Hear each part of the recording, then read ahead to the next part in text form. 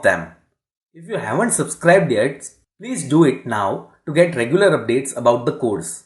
Now back to our example. I love my subscribers. So here I is the subject and what is the action? It's love. And who is at the receiving end?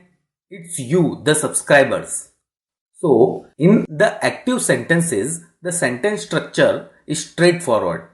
Subject plus verb plus object. Please remember this structure properly. Now let's look into the passive voice. Passive voice is used to show interest in the person or object that experiences an action rather than the person who is performing it. Whole order is reverse here. You can note it. What does that mean? Let's say we have the same sentence that we looked previously. I love my subscriber. Here the subject I is doing the action. Sentence structure is subject plus verb plus object. In the passive sentence, the object takes the place of subject and subject takes the place of object with a by being added to it. So it's like this: object plus verb plus by plus subject. Here verb's third form is used. Now if I convert the sentence that we just discussed, it would be my subscriber are loved by me. Here my subscriber is the object, loved is the verb's third form, by me is the subject. Here my subscribers are receiving the action of love by me. Now I think you are clear about the difference and the general sentence structure between the two. Please note that both the sentences I love my subscriber and my subscribers are loved by me are exactly same in the meaning. Now you might be thinking, if both sentences are identical in meaning, then which one to use? We generally use active voice only. Then your next question would be, then when to use passive voice and what's the need of it?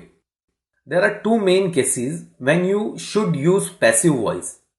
When you don't know the subject at all. For example, Steve's wallet was stolen. Here, wallet is the object and it was stolen. But we don't know by whom. So, we don't know the subject here. And so we have used passive voice here. Let's see another example. All the cookies have been eaten. Here also, we are not aware about the subject, that is, who ate the cookies. So you can use passive voice here. Now let's look into the next case when we can use it. When you want to give more importance to the action rather than the subject who performed the action. For example, solar plant will be built in Gujarat. Here we are giving more importance to the solar plant being built and least concern about the person who are building it. So we are giving more importance to the actual object and the action that is performed on that object rather than who is building it. Let's see next example. The road is being repaired. Here also we are not interested in who is repairing the road. We are interested in the repair activity. So these are the main two cases where you can use passive voice. That's all in this video about active voice and passive voice. Now let's quickly revise what we have learned in this video. Firstly, we discussed what are active voice. Here the subject performs the action and object receives the action. General sentence structure of it is subject plus verb plus object. Then we discussed about passive voice.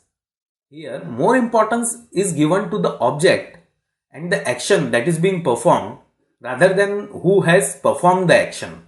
General sentence structure of it is object plus verb plus by plus subject.